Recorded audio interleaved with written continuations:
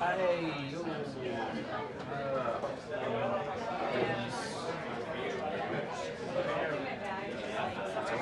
Where it gets like, it's always different.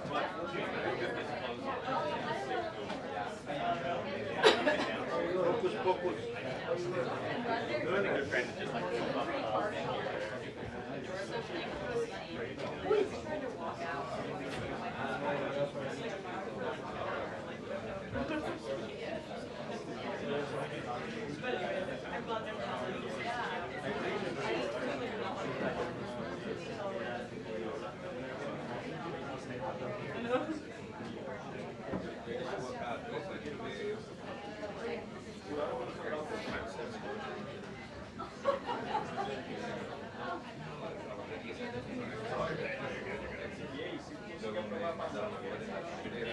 I don't care, whatever.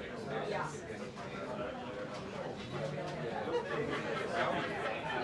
I like that. Oh, yeah, sorry. Trying to look out.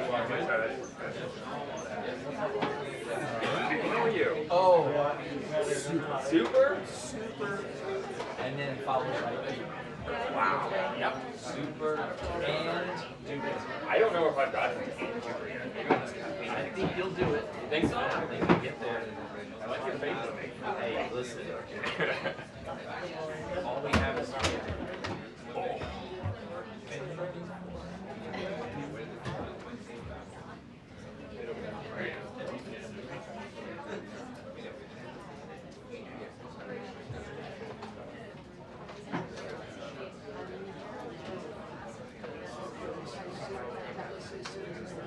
Push this for me the whole time? no.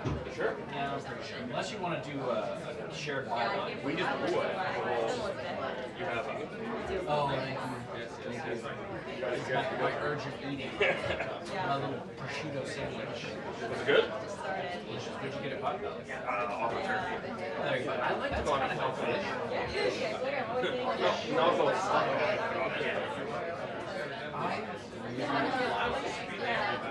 Some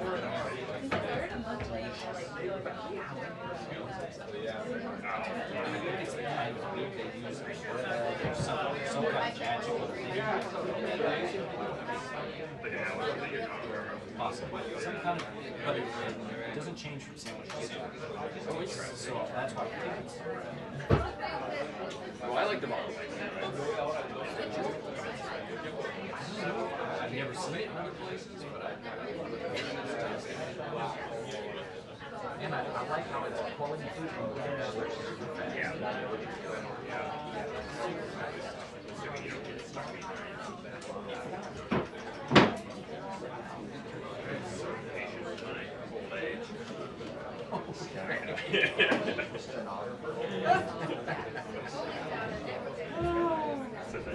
Kevin turned 42 the day before yesterday. And I'm like, wow, 42.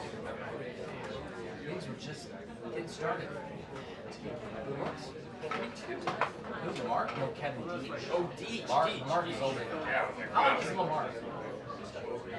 How old is Lamar? Huh? Oh. Oh, you're. How old is Lamar? I would say He's got to be. You think he's 60 already? I know, that's what I thought maybe like 60. No,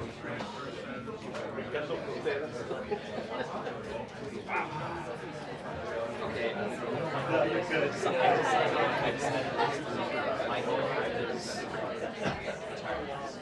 Or I should say, or I should say, not doing this You're not going to do that. I'm going to talk about a solid line.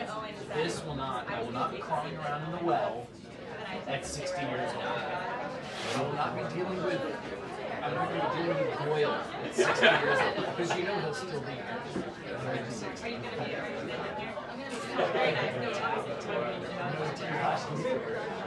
Yeah. No doubt about it.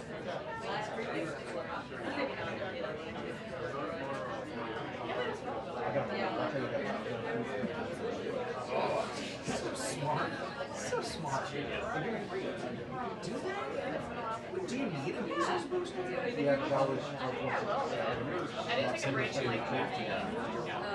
68. You see that they're going to recommend that people no longer get MMR? Really? Yeah, MMR. Yes, that group. So there's another thing. Oh, you Alright. What's the virus that causes chickenpox? They added on to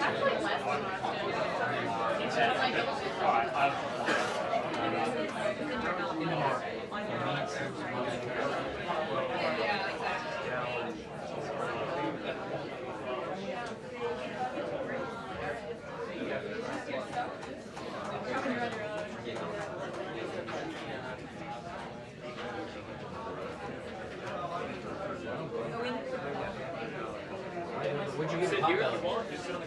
Would you get it Potbelly? Hey, Albuquerque. I had the prosciutto and manchego. Prosciutto and manchego. I had that with Devin and Well, just like delicious. I know what that's like. I don't either.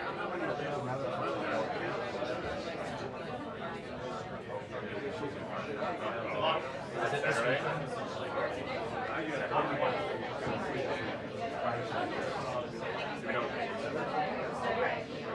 She's not leaving the house.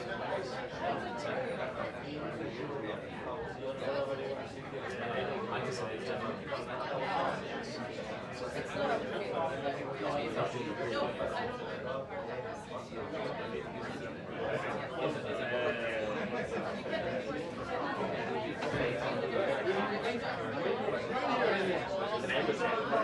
well, theocracy is any indication of faith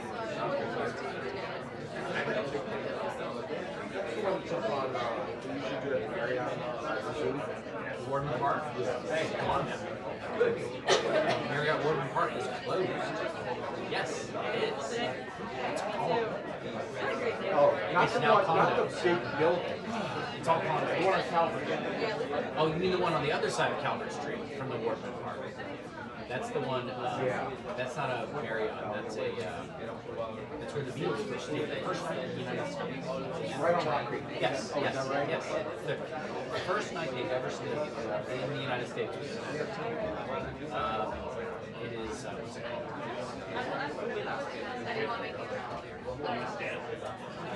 You're looking for Chick-fil-A tonight. Yes, that hotel is good.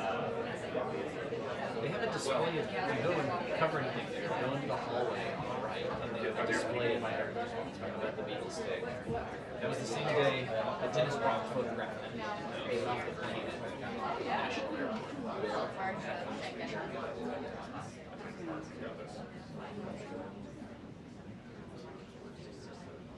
Jim, do you want me to forward you this email? Fuck yeah, every summer. Before that, it was Dutch Wonderland. Did you take your kids to Dutch Wonderland? Of course. Yeah, I love Dutch Wonderland. Yoko's vacation land. Oh, God, I fucking loved it. The kitsch was the best. The little automated Mennonite people, Amish people, in those little huts, remember that? They're sewing, you know, and they got a recording of their voices while they're sewing clothes and stuff. Oh, it's so scary. It's so great.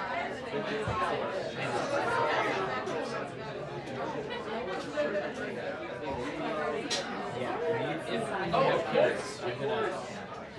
If and when you have kids, bud. On the shore.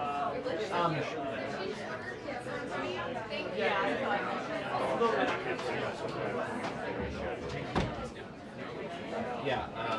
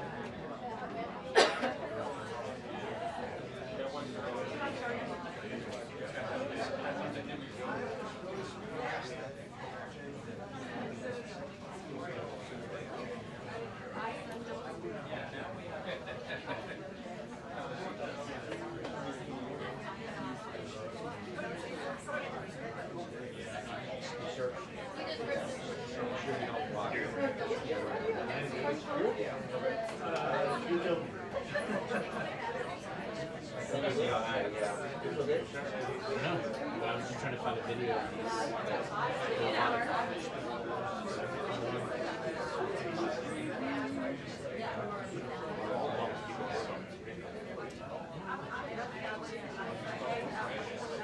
So they have they go into these huts. Inside the hut, large various locations. One of them is a wagon shop, and so it's all Dutchmen, Dutch boys, and they've played over it, and a lot of it is song. And over it, you hear their conversation,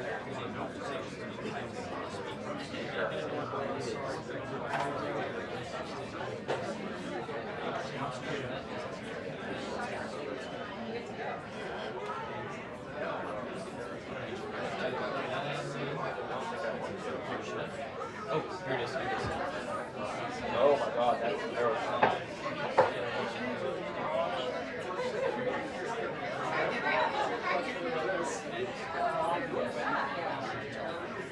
They speak in this language.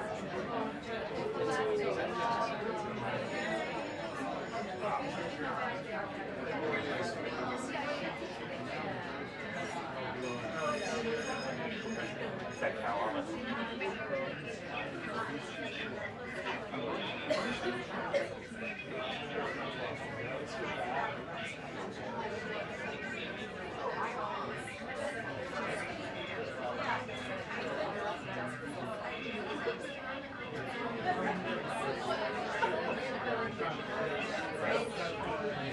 Yeah, of course. Robots. And this is still open. Project.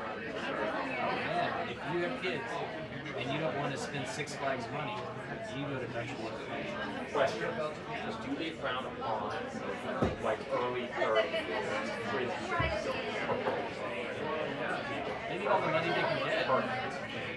This is you. I can feel it. This is you. Yeah, yeah. That's not very common. Not everything is obviously. Good fact check. My kids love the cars.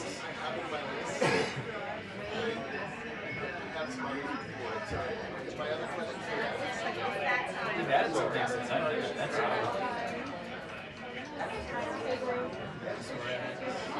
I like this guy made a scene.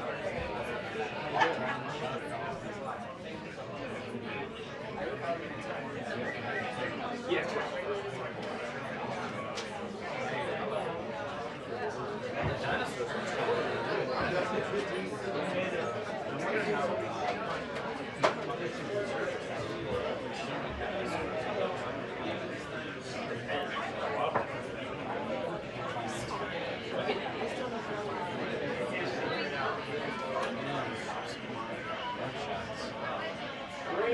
She's coming out right at 1, you think? Swanee! She's coming out right at 1, you think? Okay. I'm really so happy with this day.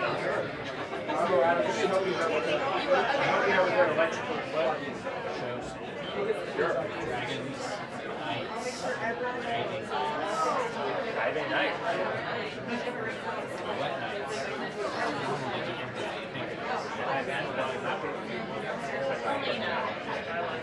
I color everything.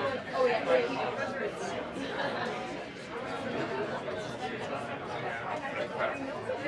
Good thing I will book this one.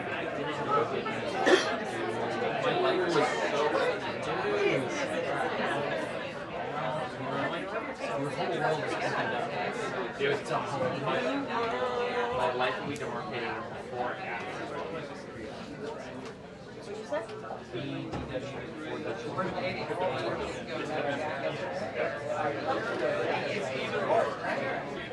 Animal raised by wolves. Not from the outback.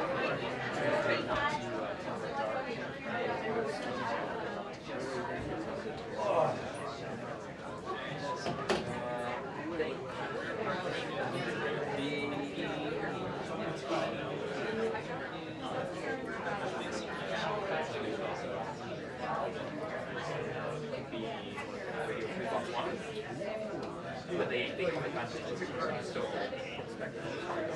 Doesn't matter. Doesn't matter. We're reaching new voters all the time.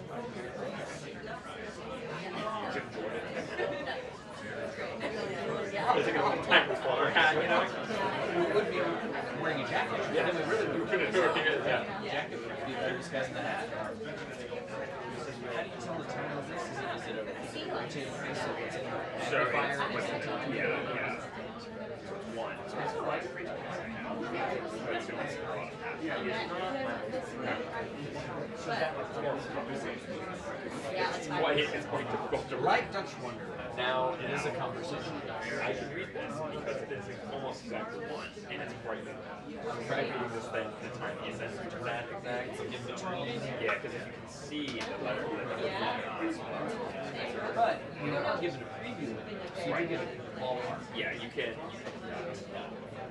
You're not going to launch rockets. But you know, there's no electronic. Oh, there's no electronics. Yeah, it's like Wi-Fi. Yes, it actually did. Yeah, it doesn't actually stay. I had another watch that was similar to the classroom. Fall off all the time. And I wasn't that concerned about it when I was on a big department trip. And I did this. And it flew off my wrist at the secretary. And the DS agent pulled me aside. I was like, hey, we're going to wear that for the rest of the trip. That's crazy. Yeah, I felt really bad about it. Is that on video? It's got to be on video. They were there. Someone was rolling out. I think it was before Jamaica. And the process of it was too early. Hi, John and Sarah. Good to see you. The White House press briefing room is packed today, and the press office is expecting a lot of questions about the Iranian strikes, as they should, because there was a massive dump of information from the Pentagon today, and also some intelligence that was shared by the president himself on True Social today, specifically about those trucks that were seen in satellite imagery outside of that nuclear site in Fordow, tearing apart Iran's allegations that they were able to move that enriched uranium away from that site several days before those strikes happened. The president saying that's simply just not possible. They are in full court press mode here, trying to push back on that leaked information earlier this week. Then there is also this search for the leaker.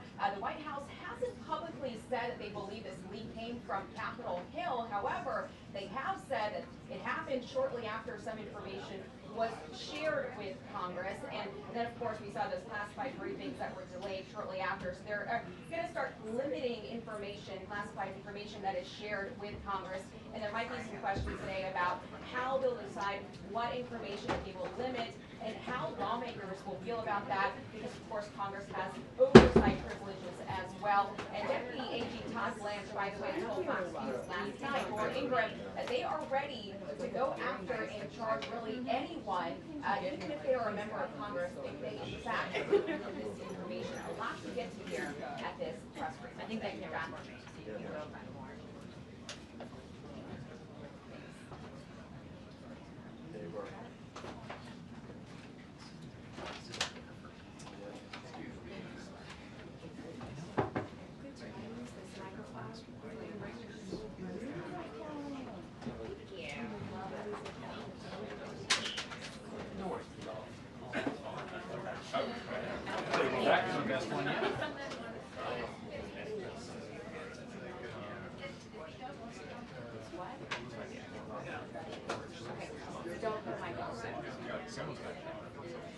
Because you know they found a legal from the Supreme Court.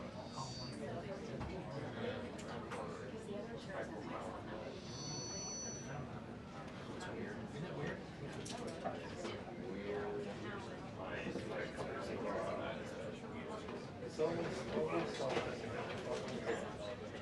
Yeah. Yeah.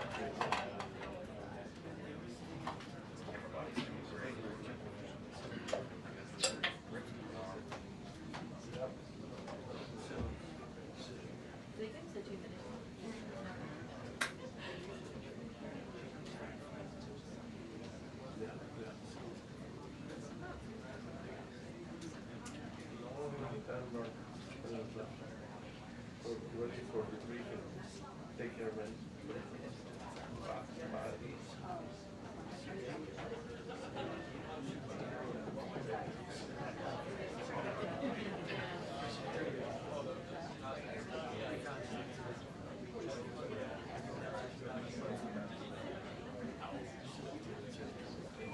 Two-minute warning before the briefing.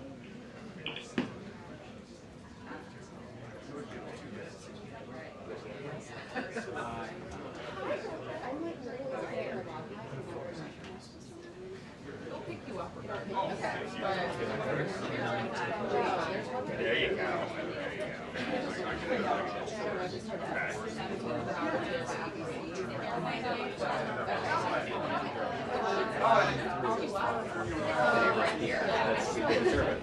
I forgot to wear mine like 2 weekends ago, and it's still like most people don't wear Big crowd, you don't know what's coming, you see these bottles flying everywhere.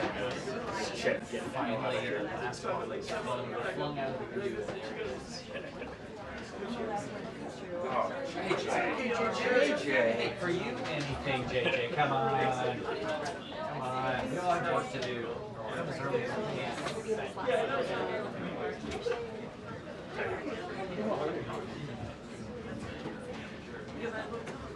Colin, congratulations. Good to see you. Good to see you.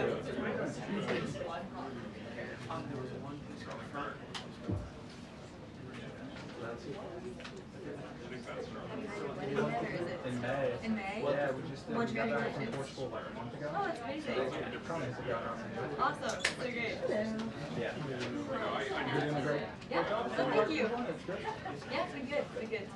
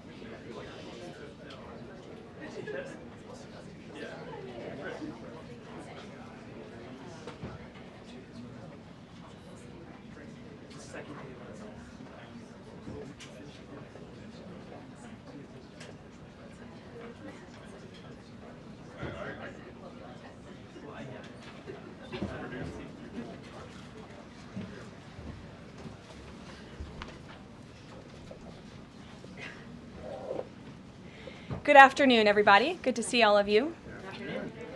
With President Trump as Commander-in-Chief, the world is a much safer place. After decades in which past presidents coddled and enabled the world's leading state sponsor of terrorism, President Trump finally ended the immediate threat of a nuclear Iranian regime. Following President Trump's command, the most powerful military in the history of the world executed massive precision strikes on 3 of the Iranian regime's key nuclear facilities. The objective of Operation Midnight Hammer was to destroy the regime's nuclear enrichment capacity and stop the grave nuclear threat posed to the United States, Israel, and the rest of the free world. The mission, which will go down in the history books, was an overwhelming success. Secretary of Defense Pete Hegseth and the chairman of the Joint Chiefs of Staff Dan Raisin Kane covered the operation in great detail at their briefing this morning at the Pentagon, and I encourage every American to watch it. As President Trump has said repeatedly, the United States of America has the greatest, fiercest and bravest armed forces ever to stride the face of this earth, and we couldn't be more grateful and proud of our nation's warriors. The Iranian regime was weeks away from being able to produce a nuclear weapon that would threaten the entire world before President Trump took this decisive action on Saturday night to obliterate their nuclear capabilities. The contrast in leadership could not be more clear. Barack Obama and Joe Biden sent pallets of cash, American taxpayer dollars, in a failed attempt to buy the Iranian regime's compliance with a weak and ineffective deal. President Trump sent a fleet of American warplanes to destroy Iran's ability to produce a nuclear weapon. The United States and the entire world are safer because of this president's decisiveness. Despite agenda-driven leaks by the fake news media aimed at undermining this incredible accomplishment achieved by President Trump and our brave fighter pilots, there is broad consensus emerging already that Iran's nuclear capabilities were indeed destroyed. The United States, Israel, the United Nations, and even Iran all agree they can no longer build a nuclear weapon. So why did the president immediately turn to obliterating after the Iranian nuclear threat? Securing peace. Within 48 hours of the devastating strike, President Trump and his team brokered a historic ceasefire between Israel and Iran and officially ended the 12-day war. The Middle East is now shifting away from chaos and bloodshed and moving toward the beginning stages of a new era of peace and stability that President Trump has long called on them to achieve. This was unthinkable at this time last week, and this is what peace through strength looks like. Under President Trump, America will relentlessly advance our interests without being dragged into endless wars.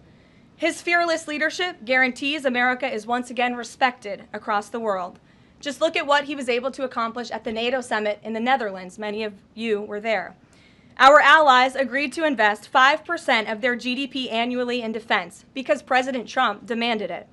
This will be the most significant reinforcement of NATO's collective defense in the history of the NATO alliance. And as a result, the United States of America will carry less of the burden, and our NATO allies will be stronger than ever before. As NATO Secretary General Ruda put it, for too long, one ally, the United States, and our taxpayers, I may add, carried too much of the burden of that commitment. And that changes today. President Trump made this change possible. We will produce trillions more for our common defense to make us stronger and fairer by equalizing spending between America and our allies.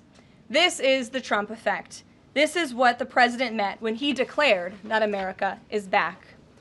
Now, back here at home, Americans are paying much cheaper prices for gasoline this summer, as both the Wall Street Journal and the New York Times pointed out today.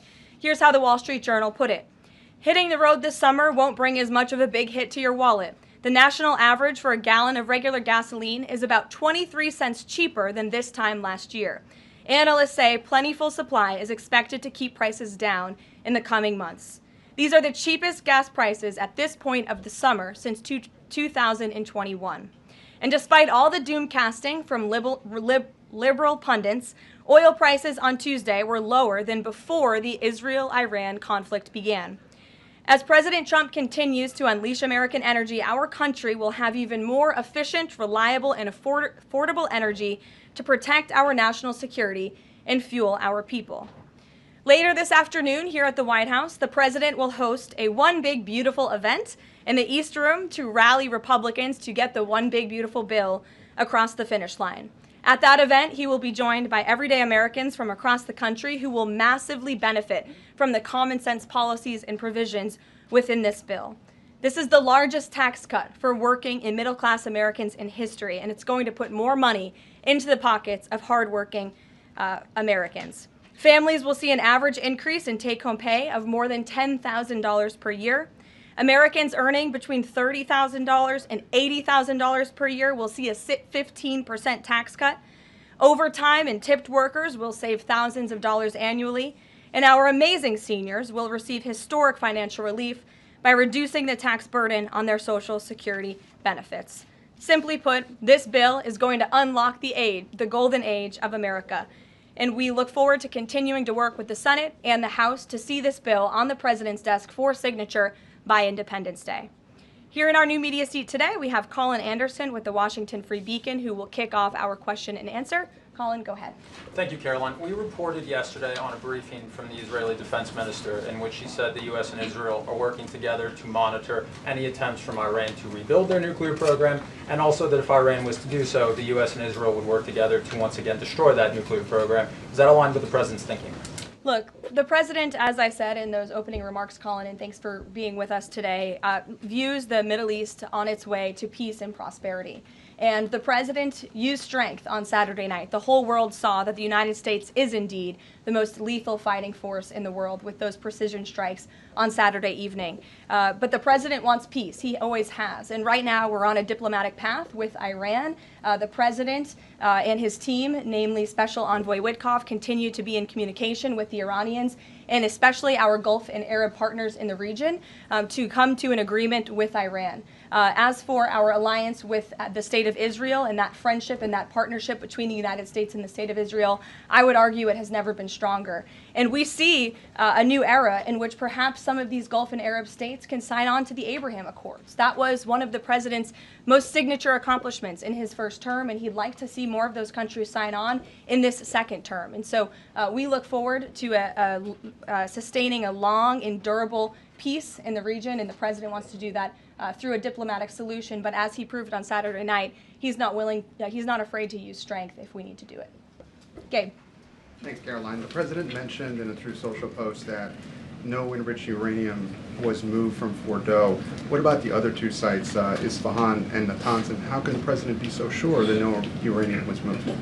Well, what I can assure you is that the United States and our intelligence agencies and Director Ratcliffe and the President's entire national security team were obviously watching these sites very closely in the weeks and the days leading up to the attack on Saturday, which I will add was one of the most secretive and successful operations in United States history. I think many of you in this room would agree with that because none of you in this room knew about the strike on Saturday until it took place. So we were watching closely, and there was no indication to the United States that any of that enriched uranium was moved prior to the strike. From any of the sites? Correct. And then one more thing, Caroline. Next week, the president mentioned that there would be talks with Iran. He didn't mention any details, and Iran has not confirmed them. Can you share any details about any potential talks next week? We don't have anything scheduled as of now, but I spoke to our Special Envoy Witkoff at length this morning, and I can assure all of you we continue to be in close communication with the Iranians and through our intermediaries as well, namely the Qataris, who have been an incredible ally and partner throughout this entire effort. And as I said, this administration is always focused on diplomacy and peace, and we want to ensure we can get to a place where Iran agrees to a non-enrichment civil nuclear program. And there are many other requests that the United States has. Those details continue to really, they're just starting. Of course, the operation was just on Saturday night, but we are in touch. And if there is a meeting, we will let you know as we always do. Brian. Thank you, Caroline. It's two, one on trade. On the July deadlines coming up for the trade deals, is that deadline still hard and fast for the president, or is he now considering even coming to trade deals after that deadline, and where is he on that going forward? I think the president has been asked this quite a few times by many of you in the media. I've heard him answer it at press conferences and at gaggles. He just spoke about it on Air Force One. The deadline is not critical. The president can simply provide these countries with a deal if they refuse to make us one by the deadline, and that means the president can pick a reciprocal tariff rate that he believes is advantageous for the United States and for the American worker, and he will continue to do that. But as for the deals, our United States Trade Ambassador, Jamison Greer, I speak to him frequently. He's working very hard, and he has had very good and productive discussions with many of our key trading partners. And on the One Big Beautiful Bill, there's conversations on the Hill right now about the Medicaid cuts. I'm curious, if the final bill that the president's been talking about comes to him and it has Medicaid cuts in it, will he sign it, or would he rather just Congress do away with those cuts? I think our friends in both the Senate and the House know exactly where the president stands on Medicaid. He wants to get rid of the waste, fraud, and abuse, and they are working to do that in the Senate right now. Jennifer. Follow up on that, on the Big Beautiful Bill, is there enough time for Congress to work through the issues it needs to work through? I'm saying, does the president need to move back his deadline a little bit? We expect that bill to be on the president's desk for signature by July 4th. I know that there was a ruling by the Senate parliamentarian this morning. Look, this is part of the process. This is part of the inner workings of the United States Senate, but the president is adamant about seeing this bill on his desk here at the White House by Independence Day. And then on Israel, is there a date set for the Prime Minister to visit the White House yet? Is he coming in a couple weeks? There isn't a date, but the Prime Minister has expressed interest in coming to the White House to meet with the president and come to Washington. The president is obviously very open to that, but we don't have a date. When we do, we'll let you all know. Kate. The president suggested he was open to sending more Patriot air defense missiles to Ukraine. Is that going to happen, and were there any other assurances that he made directly to Zelensky when they met? I'll let the president speak on that. That was a private conversation between he and President Zelensky. But the meeting was a good meeting, and it was a meeting towards progress. And the president, as he said, repeatedly wants to see this war come to an end, but I'll let him speak on that specific And point. Witkoff yesterday suggested that there would be more countries signing on to the Abraham Accords. What's the timeline on that, and which countries specifically is the administration looking to have sign on? Well, the president is certainly hopeful that more countries in the region will sign on to the Abraham Accords. Again, we want to see a long, withstanding, endurable peace in the Middle East, and that's the way to do it. And when the president met with the new president of Syria, that was one of the requests that he made for Syria to sign on to the Abraham Accords. I don't have a timeline for you, but this administration wants to see that happen, and our partners in the region should know that. Rachel. Thanks so much. Just to follow back up on the meeting that the president mentioned about wanting to have this meeting with the Iranians next week. Clearly there's a willingness here from the administration to want to meet with Iranian officials. What is the holdup here in trying to schedule it? Are you experiencing any resistance from the Iranians? No, have some patience. We just had this strike on Saturday night. The president secured a ceasefire. A lot has happened in the last week. He was just in the Netherlands. Now he's back home to have a big event this afternoon on the One Big Beautiful Bill and get our domestic priorities across the finish line. So we'll get there. And like I said, we're in constant communication. And just one more, just the goal of the meeting. The president mentioned yesterday that it may not be necessary to have an agreement with the Iranians.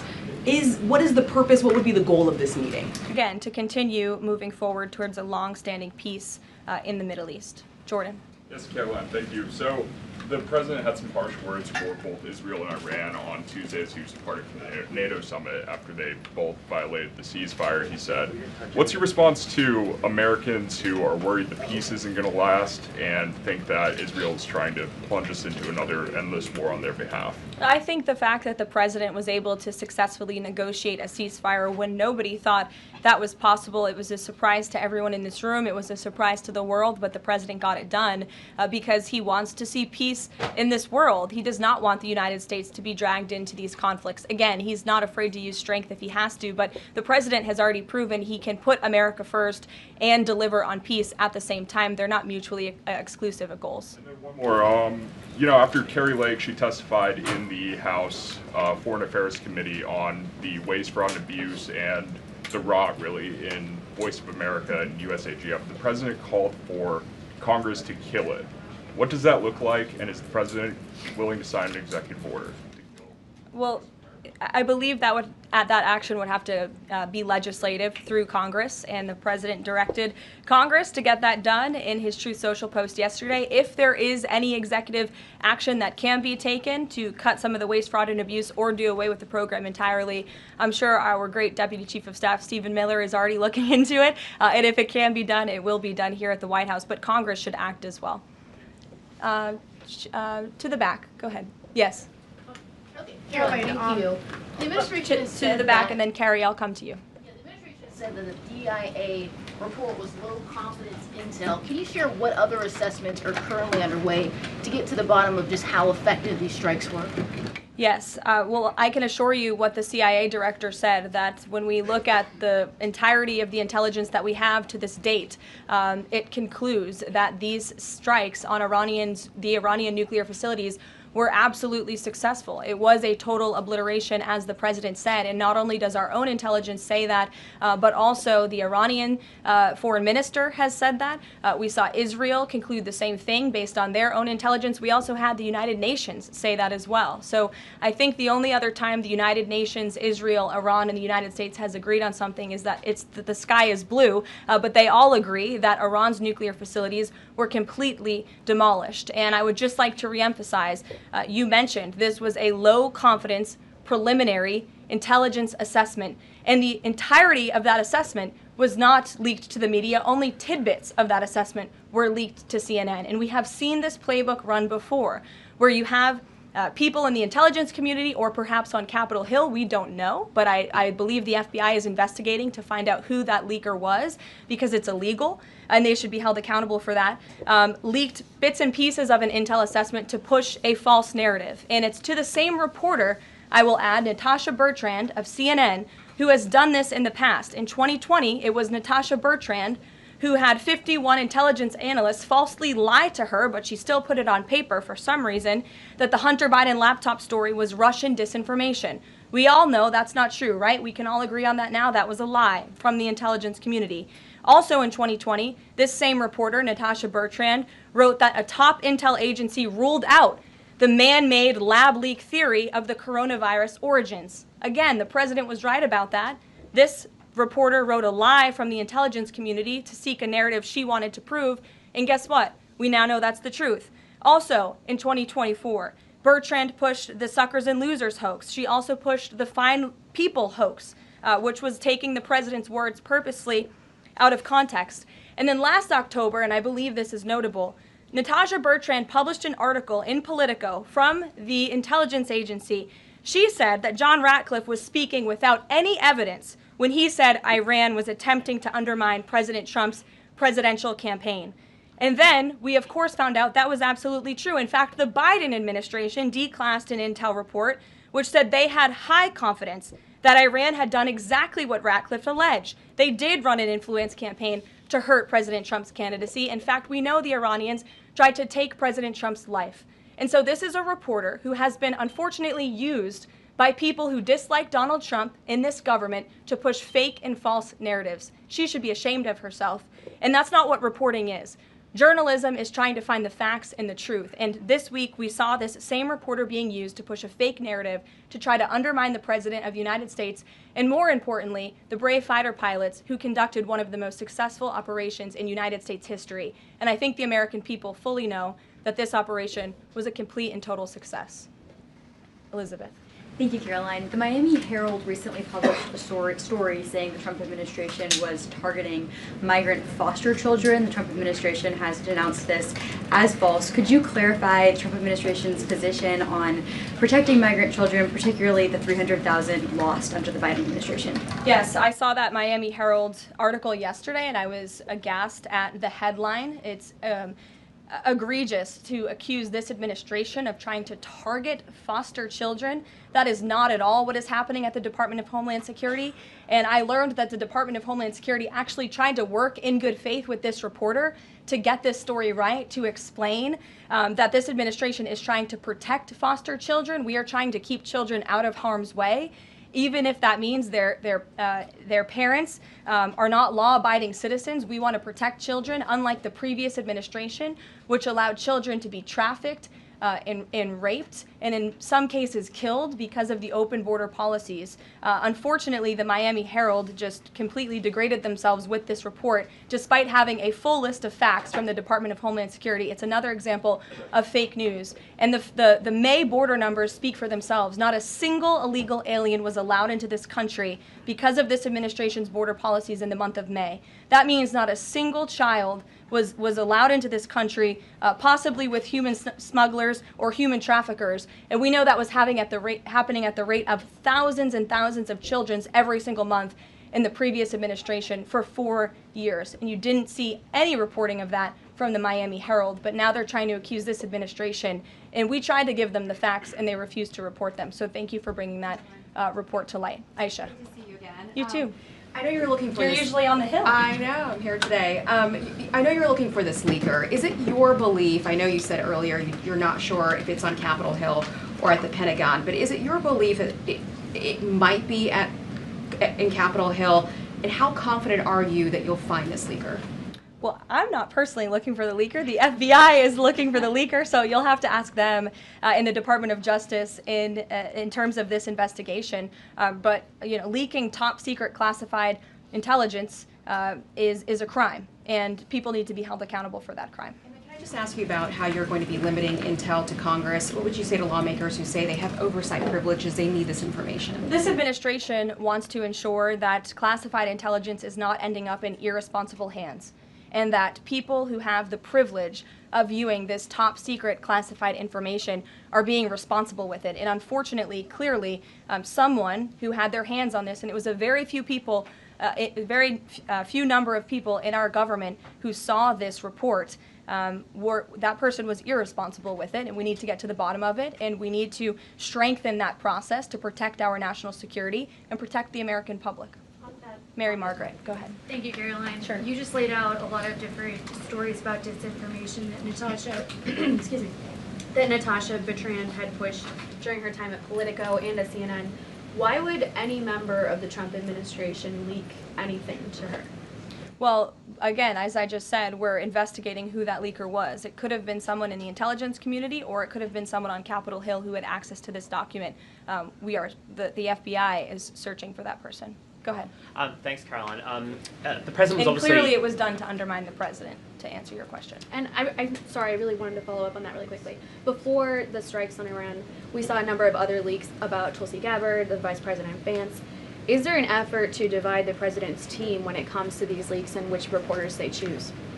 I do believe there's an effort on the outside of this building to try to divide the president's team on the inside, and sometimes you have to look at these headlines and laugh, because I've been in meetings where I know these things are absolutely not true, and again, we do our best here, I believe, to try to push back and correct the record with all of you, but there is fake reporting. That's just the reality of this country, unfortunately, but I can assure you the president's team is strong, especially the national security team.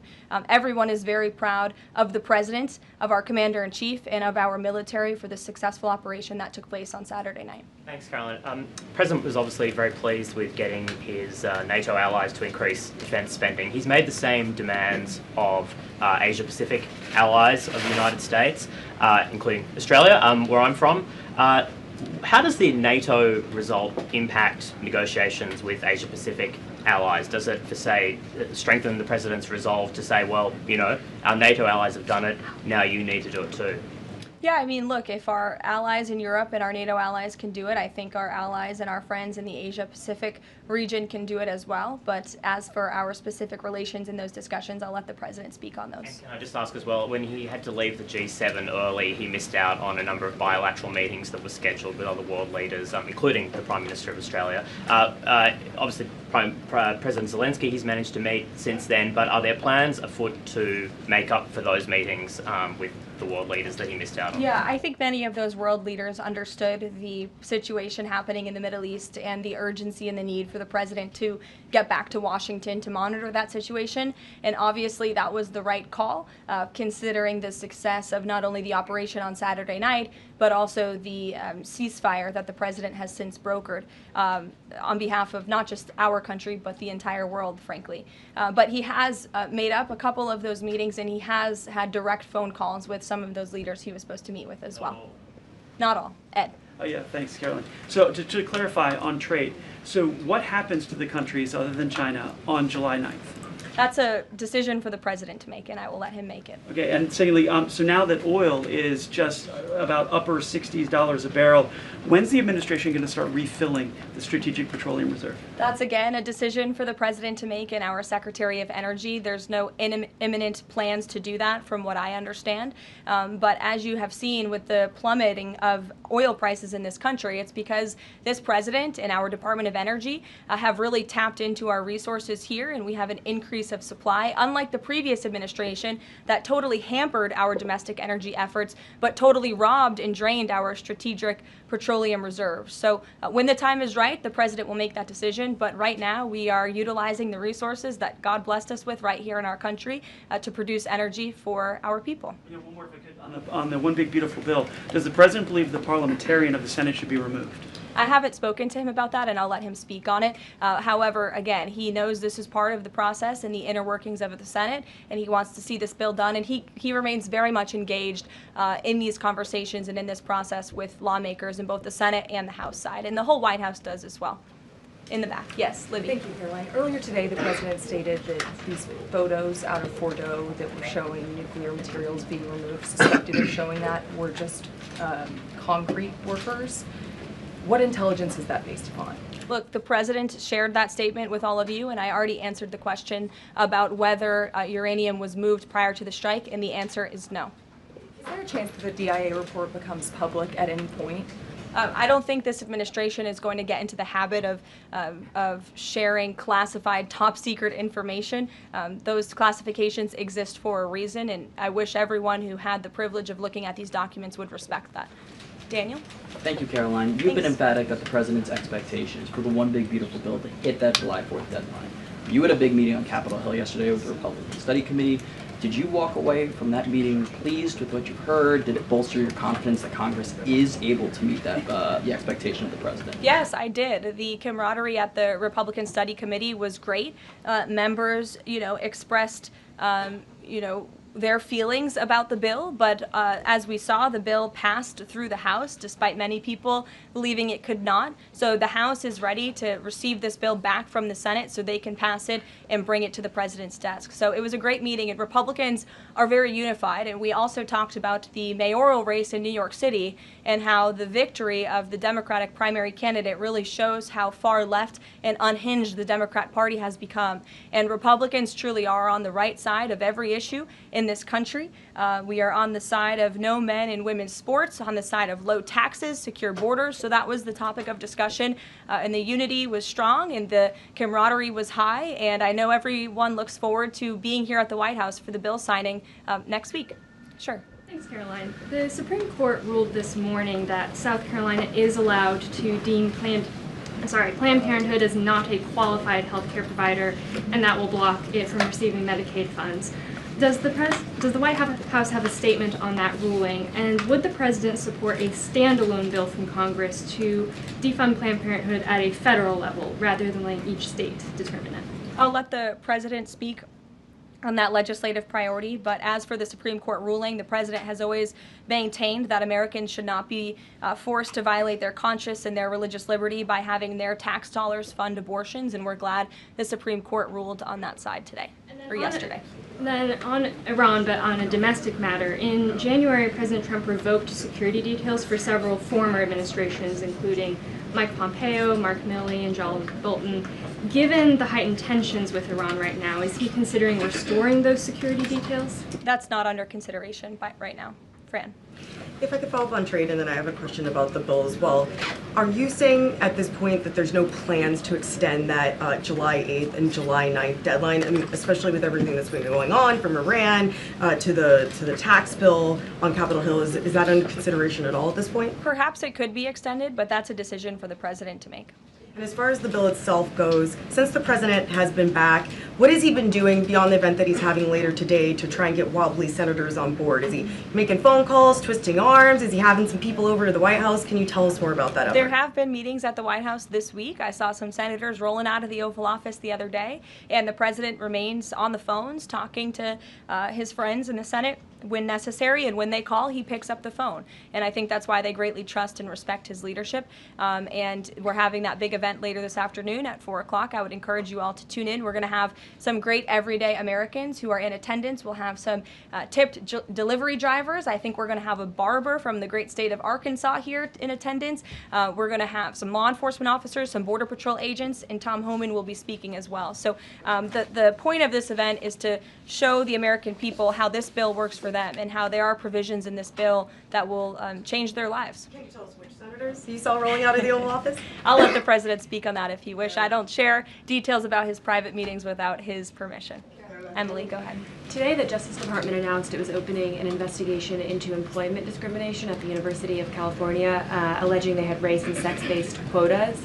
Federal law bars hiring somebody based on their race or sex, but do you also object to universities working harder to make sure they have a diverse group of candidates to consider? And do you expect more investigations like this from DOJ? I have not seen that investigation from the Department of Justice, but I can certainly check in. What I can tell you, it's the position of this president that we want to restore a merit-based society and culture in the United States of America where people are not hired nor are they promoted based on their color of their skin or their gender.